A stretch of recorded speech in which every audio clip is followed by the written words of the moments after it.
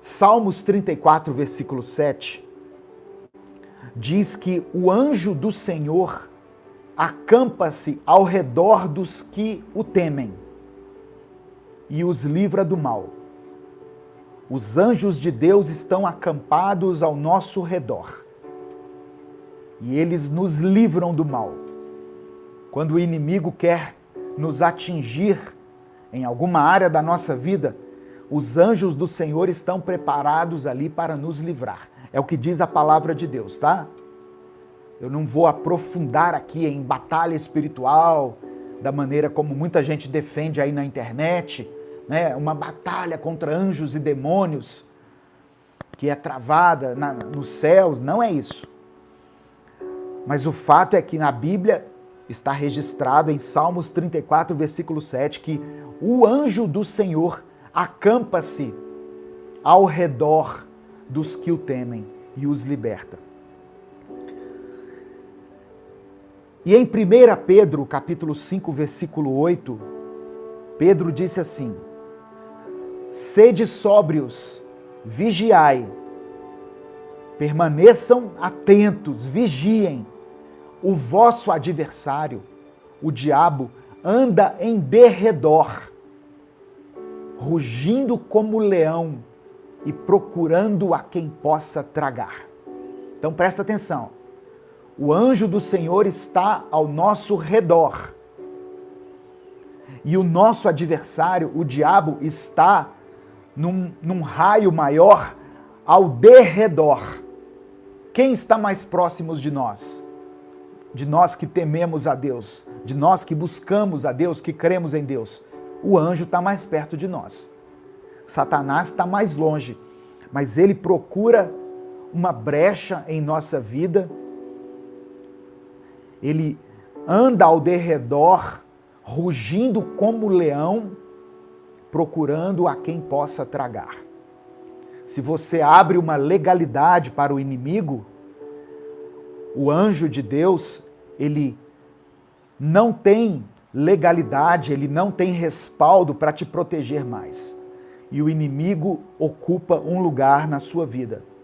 E aí na sua vida podem ocorrer muitas desgraças, muitas derrotas, muitas coisas ruins podem acontecer a partir de uma legalidade que você der ao inimigo. Então, Satanás, ele não consegue nos atingir diretamente quando nós estamos na presença de Deus, mas ele pode lançar sobre nós setas malignas, pensamentos destrutivos para nos derrubar. E por isso que nós precisamos estar conscientes de que a guerra que nós travamos é principalmente ocorrida na nossa mente. A nossa mente é um campo de batalha.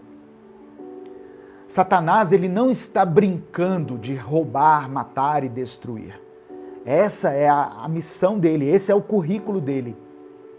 E ele está focado nisso, em querer derrubar você, em querer arruinar a sua vida, destruir a sua família. Então, muitas vezes, Satanás vai lançar setas malignas, pensamentos destrutivos na sua mente, pensamentos maus para te fazer derrubar. Mas nós não podemos nos acomodar simplesmente pela ideia de que nós aceitamos Jesus, cremos em Jesus, levantamos a mão um dia lá na igreja, oramos, agradecemos a Deus, entregamos a nossa vida a Deus e agora está tudo certo. Porque Deus quer que nós vivamos uma vida abundante. Deus não quer que você viva nesse constante conflito com a sua mente. Então, Deus não quer proporcionar a você somente a salvação. Deus pode nos conceder uma vida abençoada também aqui, enquanto nós estivermos vivos. Amém? Você pode ter qualidade de vida, você pode ter uma vida saudável, você pode ter bons relacionamentos, Você pode ter equilíbrio emocional. Tem pessoas que um dia estão bem, outro dia estão mal, estão xingando todo mundo, estão zangados com todo mundo. Você pode ter equilíbrio emocional, você pode ter equilíbrio espiritual. Tem pessoas que num dia estão bem, estão dispostos, oram, clamam a Deus, né? Se enchem de louvor, expressam a sua gratidão, mas tem outro dia que estão abatidos, cabisbaixos. Você percebe que há uma batalha sendo travada na sua mente? Essa batalha, segundo o apóstolo Paulo, não é contra as pessoas, mas é contra as potestades, contra as fortalezas que o inimigo muitas vezes levanta aí dentro de você. Por isso que nós vemos tantos lares sendo destruídos, casamentos sendo desfeitos, ministérios que foram dados por Deus, decretando o seu fim, projetos e sonhos que antes nos motivavam, nos encorajavam a prosseguir, mas agora estão engavetados. Existem armas das quais você pode tomar posse e ser vitorioso nessa batalha. Amém? Eu quero que você receba essa palavra em nome de Jesus. Eu quero falar sobre alguns versículos aqui e falar um pouquinho sobre cada um deles. Se você estiver assistindo, anote isso aí, anota no seu celular, pega um papel, uma caneta, ou pegue a sua Bíblia e vá acompanhando. Mas alguns versículos que são importantes para nós sabermos. O primeiro está em Efésios, capítulo 6, versículos 11 e 12.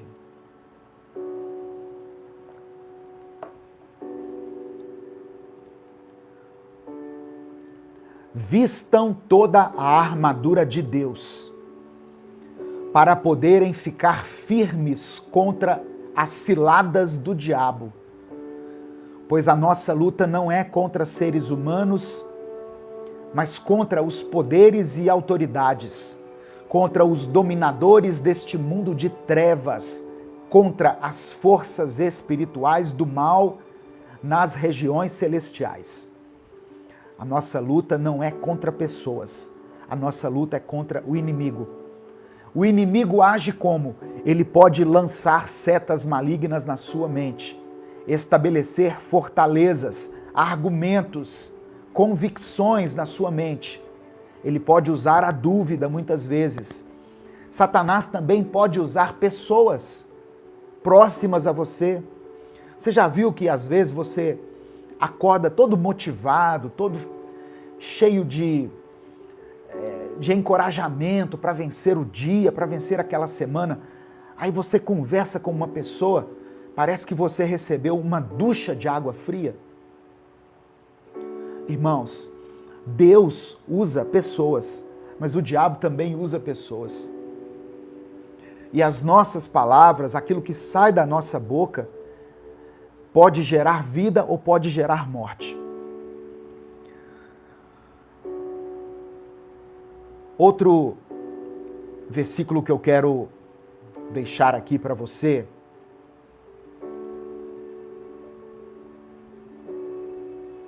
Primeira João, capítulo 5, versículos 4 e 5. Eu estou falando sobre armas espirituais. As primeiras armas eu já mencionei aqui nessa leitura de Efésios. Eu vou voltar aqui para você se lembrar. Eu falei sobre a armadura de Deus, né? Que está em Efésios 6, a partir do versículo 11. Essa armadura, ela é composta de várias peças. O cinturão da verdade, ou seja, esqueça as peças físicas e foque nas palavras que são princípios aqui. O cinturão da verdade. A verdade é uma arma espiritual. Ter uma vida transparente é uma arma espiritual poderosa.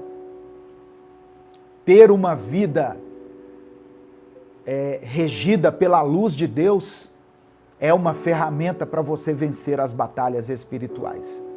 Porque tem gente que leva a vida de uma forma oculta.